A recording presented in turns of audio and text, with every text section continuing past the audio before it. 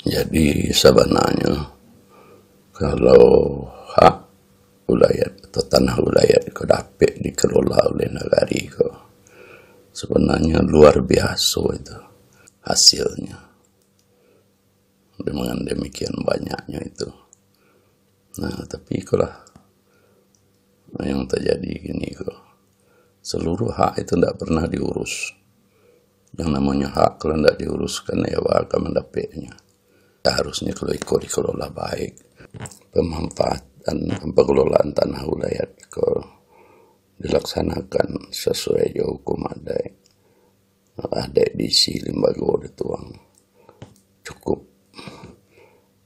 banyak sebenarnya penghasilan negari yang bisa digunakan untuk kepentingan masyarakat hukum adat negari kurai, yaitu nini mama alim ulama cadiak pandai bundokan duang dan paripaga nagari. Tapi kalau kita caliak ini, cobalah kita caliak sini nini mama ya tidak ada mendapat apa-apa.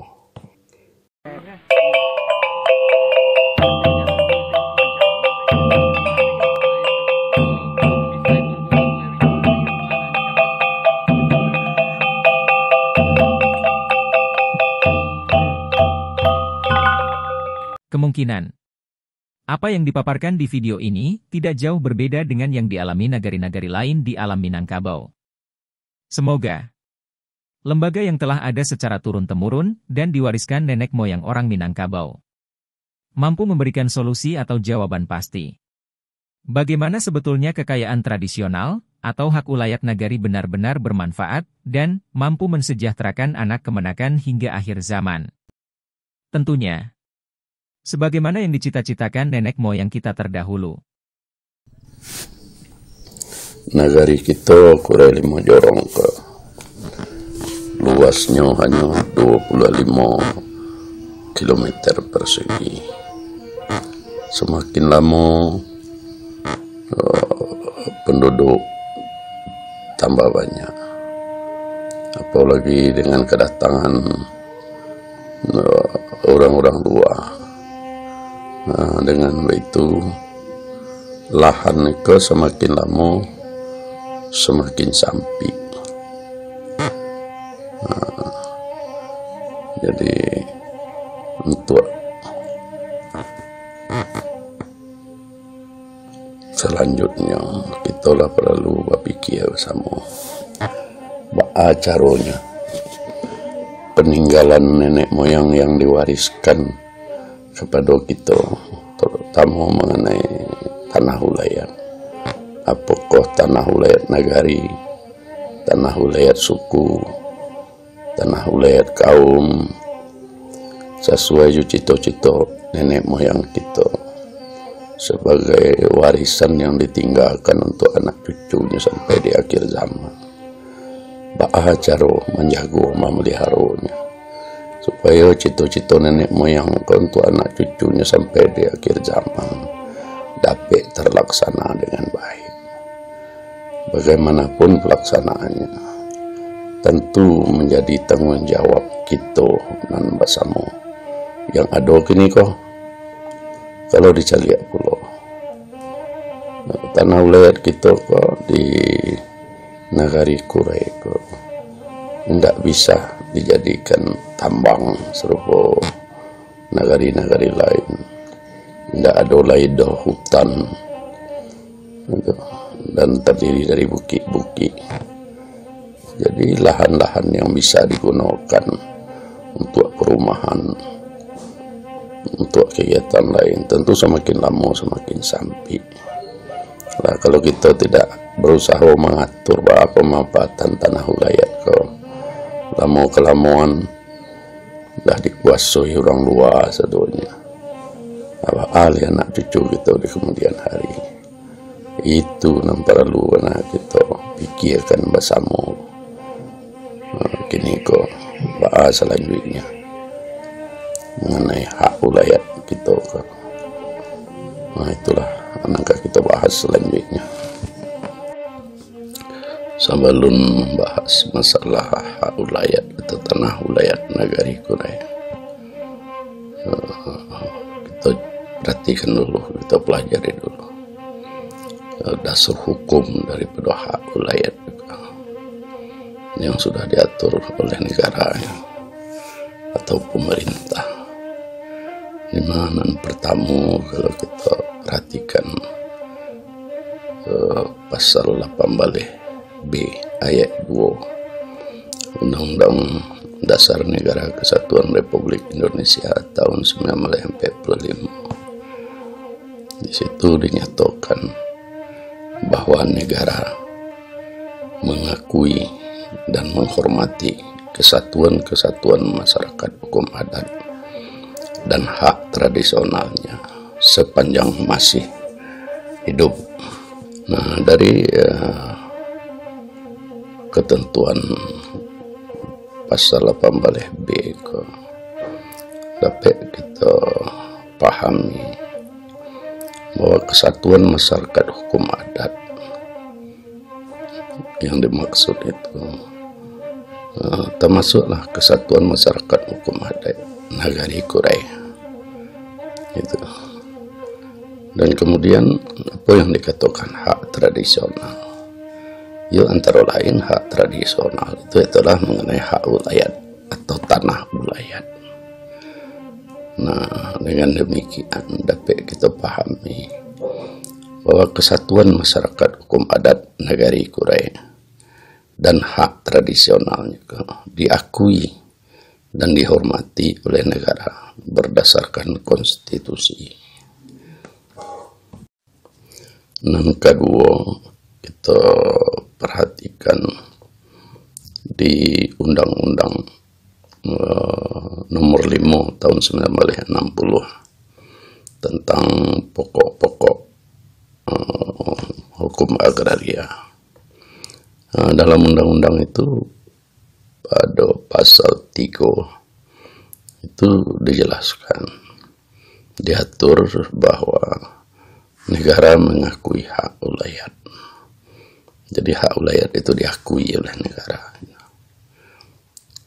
Selanjutnya pada pasal 5 itu diatur bahwa hukum agraria atas bumi, air, dan angkasa itu dilaksanakan berdasarkan hukum adat.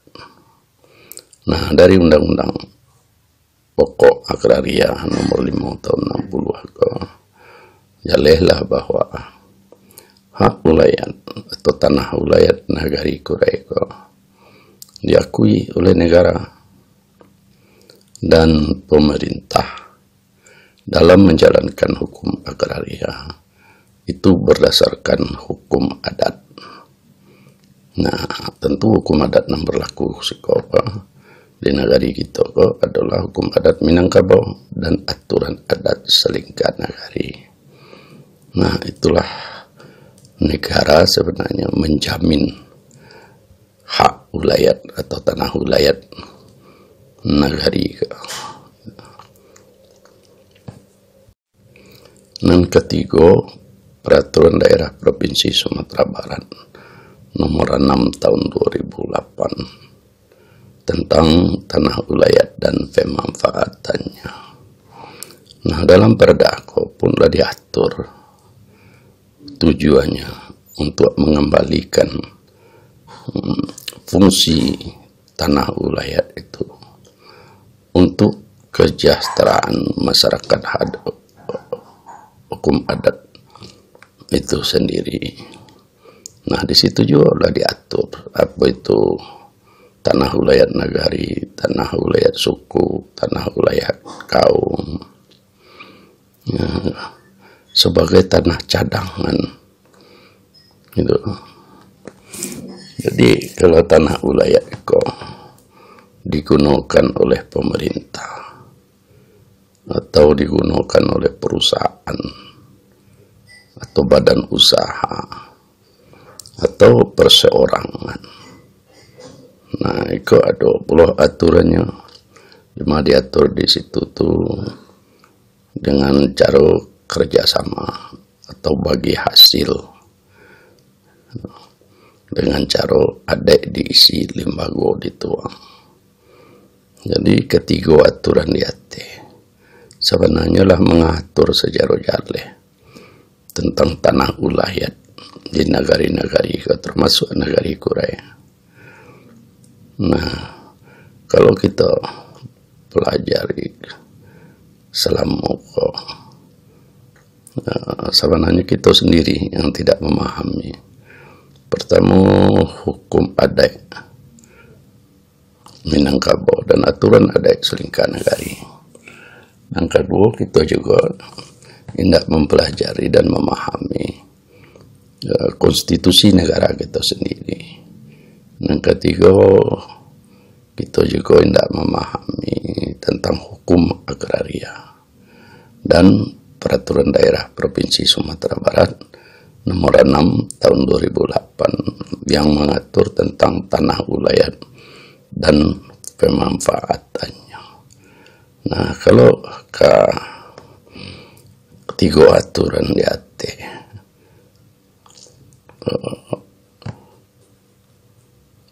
atau ampe mulai dari hukum adat, konstitusi, undang-undang pokok agraria, kemudian peraturan daerah Provinsi Sumatera Barat nomor 6 tahun 2008 sebenarnya mengenai hak ulayat. Kalau seharusnya dari dulu lah dapat fungsinya itu dikembalikan sesuai dengan aturan hukum itu sendiri. Tapi kalau kita cari ya gini, hak ulayat kena dikuasai oleh negara Korea. Mahnya pemanfaatan ulayat, hak ulayat itu, tanah ulayat itu yang dapat dimanfaatkan untuk kepentingan nagari dan anak kemanakan kita sendiri. Itu. Jadi itulah menjadi bahan renungan kita, kajian kita untuk selanjutnya agar fungsi tanah ulayat dapat dikembalikan untuk kemakmuran masyarakat hukum adat negari Korea. Selanjutnya mengenai tanah ulayat negari Korea yang selama dipakai oleh Belanda dan Jepang sampai kini dipakai oleh pemerintah, dipakai oleh badan usaha atau perusahaan atau perseorangan untuk berbagai kegiatan atau usaha. Kita mulai yang pertama yaitu Awa Kuning. Nah, di Awa Kuning ada pasar tradisional, ada pertokoan, di situ juga ada terminal. Nah, itu luas lahannya itu adalah 4,3 hektar. Itu luasnya itu. Yang kedua, kalau kita cari dulu pasar. Satu, pasar bawah, pasar Bantu, pasar Aceh. Nah, itu kan dua dikelola oleh pemerintah. Yang ketiga, kita lihat dulu tempat rekreasi. Pertama, kebun bunga atau kebun binatang. Dan kedua, benteng. Dan ketiga, panorama. Dan keempat, kalau kita cari di sekeliling Labuh itu, bara banyak itu. Adanya perusahaan berdiri, toko-toko, kemudian hotel-hotel. Bahkan kalau kita cari bara banyak tuh sekeliling benteng tuh nanti karuat untuk mendirikan hotel. Kemudian sekian pulau kini dipakai oleh orang-orang Cina untuk tempat tinggalnya. Dan alun-alun kalau kita cari sekeliling bukit kebun binatang itu, mulai dari Wowo sampai lo ke Kampung Cino. Itu bukan main, itu dikorek tanah ke belakang tuh, ke bagian bukit itu dikorek. Nah, kini lagi jadi bangunan sebetulnya. Apa yang digerajokan situ kan dah ada keterlibatan nagari selama yang ketiga. Kemudian yang keempat kita cari loh, itu balai prajurit. Nah, balai prajurit kau menurut cerita tuh nenek-nenek kita dulu itu tahun 1915 itu dikontrakkan atau disewakan ke Haji Tamin selama 100 tahun. Artinya disewakan dari tahun 1915, harusnya tahun 2015 kalau kan dah berakhir ke sewa atau kontraknya tuh, harusnya kau kan dibaliakan nagari. Oleh yang kelima kita lihat di situ itu adalah jalan kereta api, bagaikan tua kereta api dan perumahan karyawan kereta api. Itu dulu asalnya kan rumah, sawah, parak atau ladang yang diambil Ulando untuk jalan kereta api, yaitu tanah nagari. Nah, setelah itu tidak dipakai lagi untuk jalan kereta api. Akhirnya dikuasai pula oleh PJKA. Bahkan PJKA yang menyewa tanah-tanah kau kini sampai pula disewa oleh Pemda Bukit Tinggi untuk sampai kuliner. Itu kan 2 miliar setahun kalau tidak salah disewa oleh Pemda. Jadi PJKA tidak mendapat untung sanang saja di sini. Dan punya tanah kau nagari. Itu kan, kini tidak ada kegiatan PJKA di situ. Tapi PJKA dapat berapa miliar yang dapat tiap tahun itu, dibawanya ke perusahaan PJKA. Nah, harusnya deh tanah ke tanah nagari, tentu itu harus dikembalikan ke nagari. Kemudian kalau kita apa pula cek lagi, itu masalah Cimpago, sekitar Bukit Cimpago itu. Nah, itu kan dulu tanah yang diambil Ulando untuk pabrik batu tembok atau batu bata sampai mengambil kasir. Nah, itu kan tanah wilayah suku atau kaum yang ada di situ. Bara suku tuh namanya di situ. Nah, kinilah 20 pihak-pihak lain yang menyatakan itu miliknya. Lah dulu nampak jual balikan sampai ke dieksekusi. Nah, itu kan jadi masalah juga. Padahal itu tanah wilayah itu hukumnya juga tidak makan bali, gadai tidak makan sando. Siapa kini kau nama jual, siapa kini kau membali. Itu nama jual, menjual membali itu tidak ada. Sepanjang yang kita tahu itu keterlibatan nenek mama atau suku atau kaum yang bersangkutan, atau tahu orang dah berjual bali, siapa kini nama berjual bali kan. Nah, itu kan harus diselesaikan. Yang keenam, kalau kita cari pulau itu di Gulai Banca. Dulu Jepang di situ tuh membuat gudang peralatan. Tidak ada gitu lah. Dimintanya, disalangnya segala macam. Cuma di tanah itu dulu tanah wilayah kaum. Ada beberapa kaum atau suku yang ada di situ. Halun dipakai atau halun dibagian ke kemanakan lagi. Jadi tanah itu masih kosong. Tahu-tahu nanti dipakai oleh Jepang cuman 1 hektar. Nah, kini sampai hektar.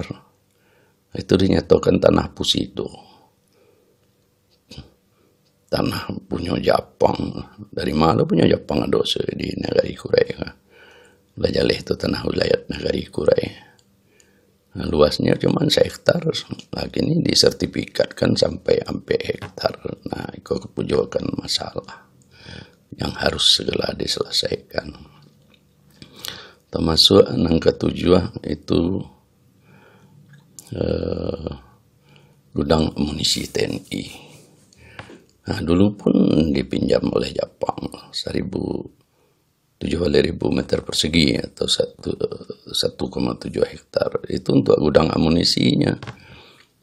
Ya, kalau kita cari kini kok dipakai oleh TNI. Malah sekali liang itu bahkan di sebarang jalan tuh lah ditaruh di atas Pulau Pancang milik TNI Angkatan Darat. Kodam 1 Bukit Barisan.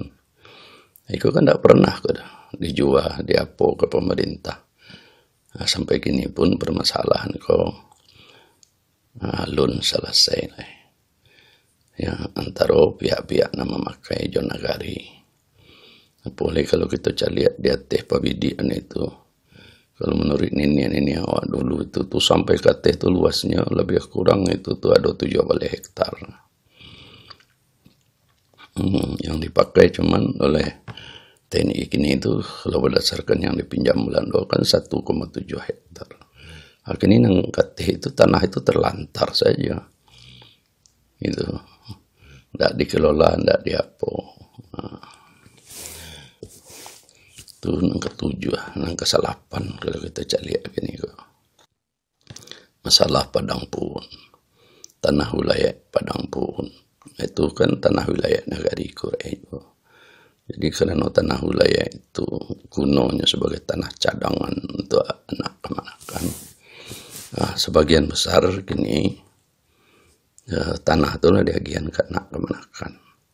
Nah, kalau lah diagian ke anak kemanakan, itu kan bukan tanah wilayah. Nah, tanah wilayah tanah do di Padang Pun itu artinya tanah yang masih kosong. Alun diagian ke anak kemanakan. Nah, itu pun kini tidak tahu urus dengan baik. Bahkan di ujung Padang Pun itu dulu sampai membuangan sarok di Pemda Bukit Tinggi. Nah, tapi karena mungkin ada permasalahan ya masyarakat sendiri. Dulu Pemda Bukit Tinggi itu buang sarok ke situ tuh membayar 9 miliar per tahun. Tapi dibayar 9 miliar, siapa kau nerimanya? Kena ada yang kena nerimanya. Tapi di negara aku tidak bisa dibandingkan kepada individu. Harus melalui lembaga. Nah, karena lembaga ada, aku tidak ada. Nah, makanya Pemda Bukit Tinggi mencari tempat membuang sarok. Maka dapatlah di Pekumbuah. Berarti kontrak disewa oleh Pemda Bukit Tinggi tempat membuangan sarok. Itu dulu 9 miliar per tahun. Kini kebanyakan menjadi 12 miliar per tahun. Nah, beraja banyak Pemda membuangan sarok. Sewa tanah saja sampai membuang sarok situ 12 miliar. Alun dibiayanya membuangan sarok ke situ. Padahal kalau dikelola benar di Padang Pun masih bisa sarok dibuangan. Panorama baru itu. Apalagi inilah ada sistem atau ya, sarok-sarok itu dijadikan pupuk gitu kan. Nah, itu kalau tidak diperhatikan, tidak diselesaikan, kan sangat merugikan negara Kurai. Tapi untuk menyelesaikan masalah itu, maka sekolah kita seharusnya agar ada yang mengurusi negara itu secara formal.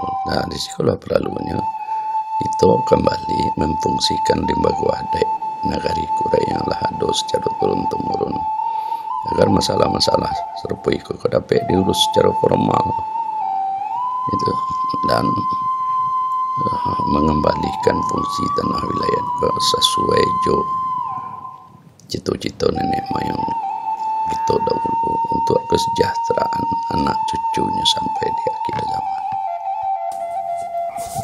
Jadi sebenarnya kalau hak wilayah atau tanah wilayah itu dapat dikelola oleh negara itu, sebenarnya luar biasa itu hasilnya. Dengan demikian banyaknya itu. Nah, tapi kalau yang terjadi gini kok, seluruh hak itu tidak pernah diurus. Yang namanya hak kalau tidak diuruskan ya akan mendapatnya. Ya, harusnya kalau ikut dikelola baik. pemanfaatan dan pengelolaan tanah wilayah ke dilaksanakan sesuai hukum adat. Ada edisi lembaga tuang cukup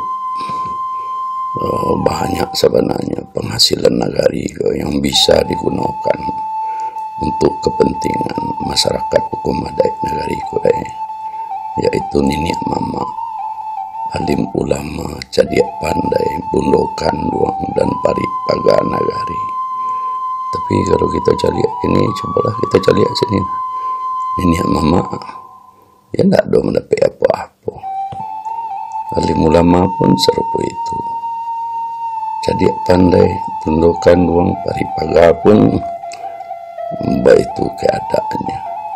Padahal kalau aset kekayaan nagari kita, nagari Kurai dikelola, dimanfaatkan dengan baik, itu kan dapat meningkatkan kesejahteraan masyarakat hukum adat nagari Kurai.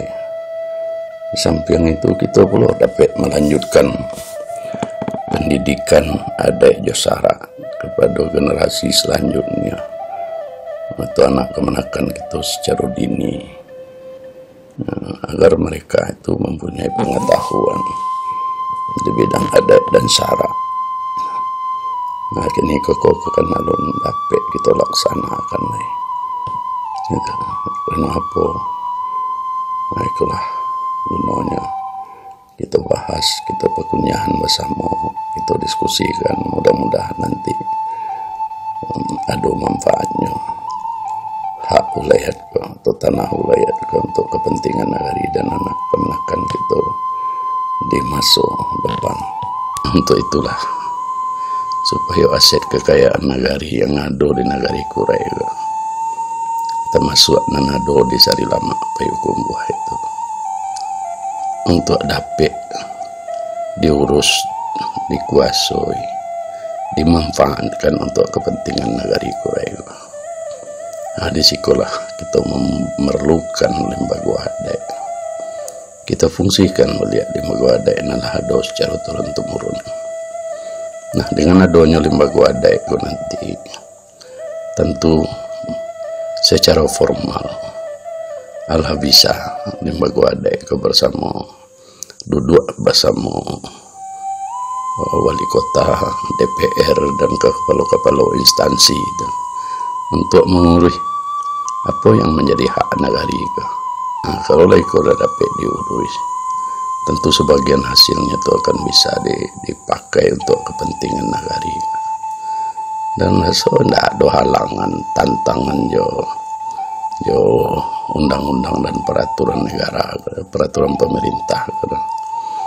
Nah, tapi dengan cara duduk bersama, cobalah kita tiru di situ. Bah di Jogja, bah di Bali, ya memang hak wilayahnya itu benar-benar dikelola dengan baik, dimanfaatkan dengan baik, sehingga hasilnya bisa membuat kesejahteraan masyarakat hukum adat yang ada di Jogja dan Bali itu.